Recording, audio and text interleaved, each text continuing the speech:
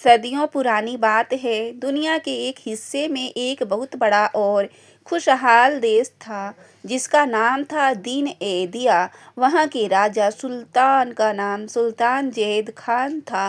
وہ بہت ہی نیک، انصاف پسند اور اللہ سے ڈرنے والے انسان تھے۔ ان کے راج میں کوئی بھی غریب بھوکا نہیں سوتا تھا۔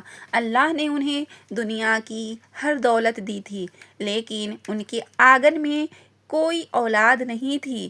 سلطان کی جوانی ڈھل چکی تھی اور بڑھاپا آ گیا تھا۔ وہ ہر وقت اللہ کی عبادت کرتے اور رو رو کر دعا مانگتے کہ یا اللہ، میرے بعد اس ملک کی حفاظت کرنے والا کوئی وارث عطا فرما۔ آخر کار ان کی رات بھر کی گئی دعائیں قبول ہوئیں۔ اللہ کے کرم سے ان کے گھر ایک بہت ہی پیارا بیٹا پیدا ہوا۔ اس کا نام رکھا گیا شہزادہ ایاز۔ شہزادہ بچپن سے ہی باقی بچوں سے الگ تھا۔ اسے کھیل کود یا لڑائی جھگڑے کا کوئی شوق نہیں تھا۔ وہ بہت شانت سوبھاؤ کا تھا اور اکثر باغ میں بیٹھ کر اللہ کی بنائی ہوئی قدرت جیسے پیڑوں، پھولوں اور پرندوں کو دیکھتا رہتا تھا۔ اس کی آنکھوں میں ایک عجیب سی سچائی اور نور تھا۔ جیسے جیسے شہزادہ جوان ہوا، وہ بہت ہی خوبصورت اور نیک دل انسان بنا۔ ایک دن جب وہ شکار کے بہانے جنگل کی خاموشی کو لطف اٹھانے گیا تو راستے میں اسے ایک بہت پرانا قبرستان ملا۔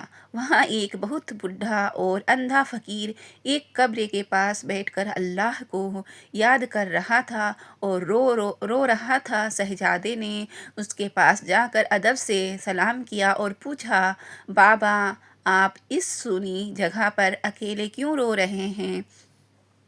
فقیر نے اپنی بے نور آنکھیں آسمان کی طرف اٹھائی اور کہا، اے نوجوان، میں تو اپنے گناہوں کی معافی مانگ رہا ہوں، لیکن تو اس چیز کی تلاش میں بھٹک رہا ہے جسے اللہ نے صرف تیرے مقدر میں لکھا ہے۔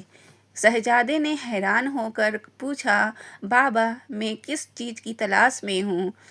فقیر نے اپنی جھولی سے ایک پرانا دھول سے بھرا ہوا سیسہ آئینہ نکالا اور شہزادے کو دیتے ہوئے کہا، یہ سچ دکھانے والا آئینہ ہے۔ اس پر بسم اللہ پڑھ کر دم کر، تجھے تیری منزل دکھ جائے گی۔ شہزادے نے جیسے ہی آئینے کو صاف کیا، اسے اس میں ایک خوفناک منظر دکھا۔ ایک بہت ہی گھنے اور کالے جنگل کے بیچوں بیچ پتھروں کا ایک بڑا محل تھا۔ اس محل کی سب سے اونچی کھڑکی پر ایک بے حد خوبصورت لڑکی کھڑی رو رہی تھی۔ اس کے چہرے پر اتنا نور تھا جیسے وہ کوئی نیک روح ہو، لیکن اس کے پیروں میں زنجیریں تھیں جسے ایک ظالم اور شیطانی جن نے پکڑ رکھا تھا۔ یہ دیکھتے ہی شہزادے کے دل میں اس مظلوم بے بس لڑکی کو بچانے کی تڑپ اٹھی۔ اسے لگا کہ اللہ نے اسے اسی نیک کام کے لیے چنا ہے۔ تبھی اچانک آئینہ ہاتھ سے چھوٹ کر ٹوٹ گیا اور وہ فقیر بھی وہاں سے غائب ہو گیا۔ شہزادہ ایاز محل لوٹا تو اس نے کھانا پینا چھوڑ دیا اور وہ بس اللہ سے اس لڑکی کی حفاظت کی دعا مانگتا۔ اس نے اپنے والد پتا سے کہا، ابا حضور، مجھے اللہ کے بھروسے اس مظلوم لڑکی کو اس ظالم جن کی قید سے آزاد کرانے جانا ہوگا۔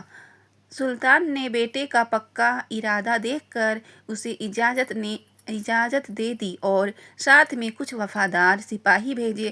شہزادہ اپنے گھوڑے پر سوار ہو کر اللہ اکبر کا نعرہ لگا کر نکل پڑا۔ راستہ بہت مشکل تھا۔ راستے میں ایک بھیانک ریگستان آیا جہاں پانی کا نام و نشان نہیں تھا۔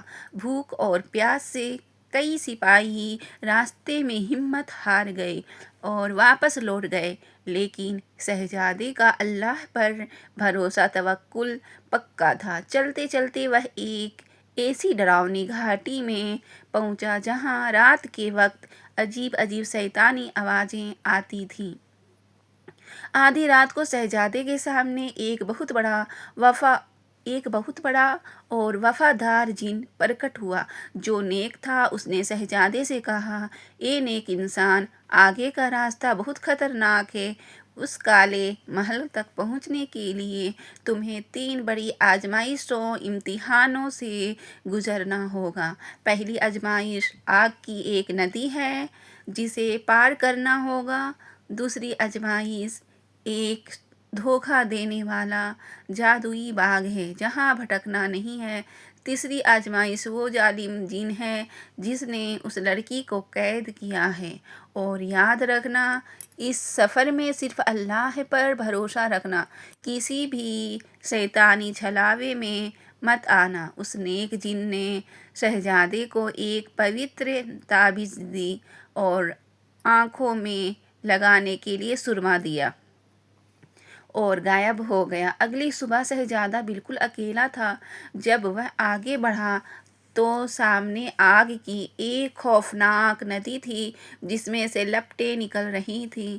شہزادے نے وہ پوتر تعویذ اپنے بازو پر باندھا، بسم اللہ الرحمن الرحیم پڑھا اور گھوڑے کو آگ میں کدا دیا۔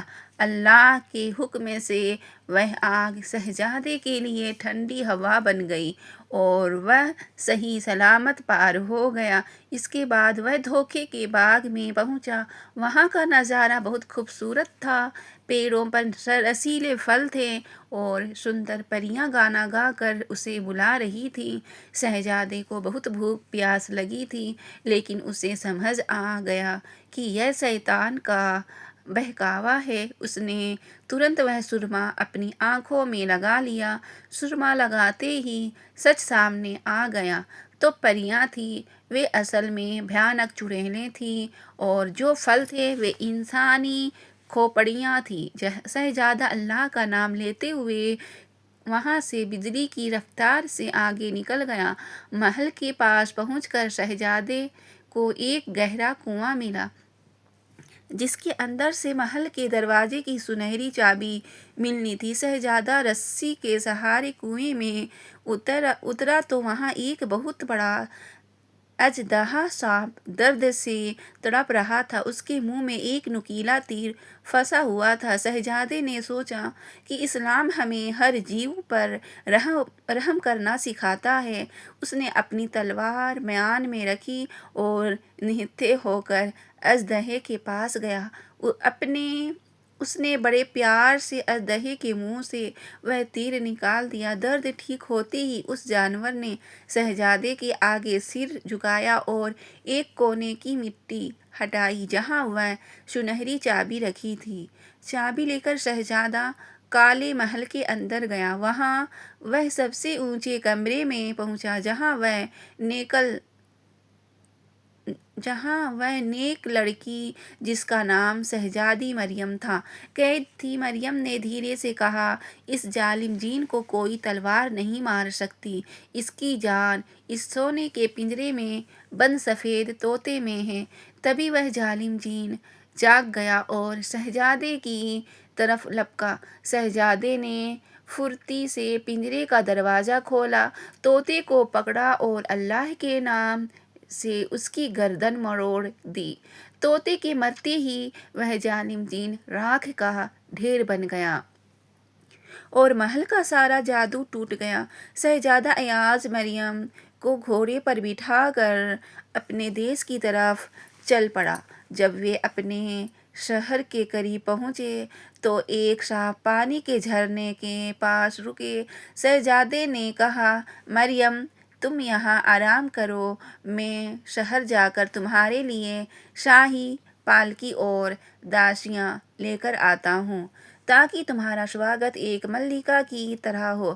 شہزادے نے اسے اپنی حفاظت کے لیے ایک خنجر دیا اور چلا گیا۔ مریم اکیلی بیٹھی تھی کہ تبھی وہاں ایک بدصورت اور دشٹ جادوگرنی آئی جو اس مرے ہوئے جین کی ساتھی تھی۔ اس نے میٹھی میٹھی باتیں کر کے مریم کو دھوکے سے اپنے پاس بلایا اور اس کے سر میں ایک جادوئی سوئی دی۔ سوئی چبھتے ہی مریم ایک سندر سنہری چڑیا بن گئی اور روتی ہوئی پیڑ پر جا بیٹھی۔ اس جادوگرنی نے خود مریم کے کپڑے پہن لیے اور اپنے بدصورت چہرے پر ایک بڑا گھونگھٹ ڈال دیا۔ جب شہزادہ ایاز پالکی لے کر لوٹا تو اس نے گھونگھٹ والی جادوگرنی کو ہی مریم سمجھ لیا اور اسے محل لے آیا۔ پورے شہر میں شادی کا جشن شروع ہو گیا، لیکن وہ سنہری چڑیا روز محل کے باغیچے میں آتی اور باورچی سے انسانی آواز میں پوچھتی، کیا میرا شہزادہ خوش ہے یا میری طرح اداس ہے؟ باورچی نے یہ عجیب بات شہزادے کو بتائی۔ شہزادہ خود اس گھونگھٹ والی عورت کی بری عادتوں سے پریشان تھا۔ اگلی صبح شہزادہ چھپ کر باغیچے میں گیا۔ اس نے دیکھا کہ وہ سنہری چڑیا رو رہی ہے اور اس کے آنسو جہاں گر رہے ہیں وہاں چمیلی کے پھول اگ رہے ہیں۔ شہزادے کو سب سمجھ آ گیا۔ اس نے پیار سے ہاتھ آگے بڑھایا تو چڑیا اڑ کر اس کے کندھے پر بیٹھ گئی۔ جب شہزادے نے اس کے سر کو سہلایا تو اسے وہاں ایک سوئی چبھی ہوئی دکھی۔ شہزادے نے یا اللہ کہہ کر پوری طاقت سے اس جادوئی سوئی کو باہر کھینچ لیا۔ سوئی نکلتے ہی ایک تیز روشنی ہوئی اور وہ چڑیا غائب ہو گئی۔ اس کی جگہ سچی اور نیک شہزادی مریم اپنے اصلی روپ میں سامنے کھڑی تھی۔ دونوں کی آنکھوں میں خوشی کے آنسو تھے۔ شہزادہ مریم کا ہاتھ تھام کر سیدھے دربار میں پہنچا اور اس نے وہ جادوئی سوئی دربار میں جل رہی آگ میں پھینک دی۔ سوئی کے جلتے ہی اس نقلی دلہن کا جادو ٹوٹ گیا اور وہ اپنے اصلی بھیانک اور بدصورت روپ میں آ گئی۔ اس نے غصے میں مریم پر حملہ کرنا چاہا، لیکن مریم نے وہی پاک خنجر جس پر اللہ کا نام لکھا تھا اس جادوگرنی کے سینے میں گھونپ دیا۔ وہ دشٹ عورت وہیں جل کر بھسم ہو گئی۔ سلطان اور ملکہ نے اپنی بھول کے لیے اللہ سے معافی مانگی اور مریم کو گلے سے لگا لیا۔ اس کے بعد شہزادے ایاز اور شہزادی مریم کا نکاح بہت ہی سادگی اور خوشیوں کے ساتھ ہوا۔ غریبوں میں خوب دان پنیہ صدقہ کیا گیا۔ دونوں نے سالوں تک نیائے اور دھرم کے ساتھ راج کیا اور سکھ چین سے رہنے لگے۔ کہانی کی سیکھ: اللہ پر بھروسہ رکھنے والوں کی کبھی ہار نہیں ہوتی اور دھوکے کا انت ہمیشہ برا ہوتا ہے۔ اللہ حافظ۔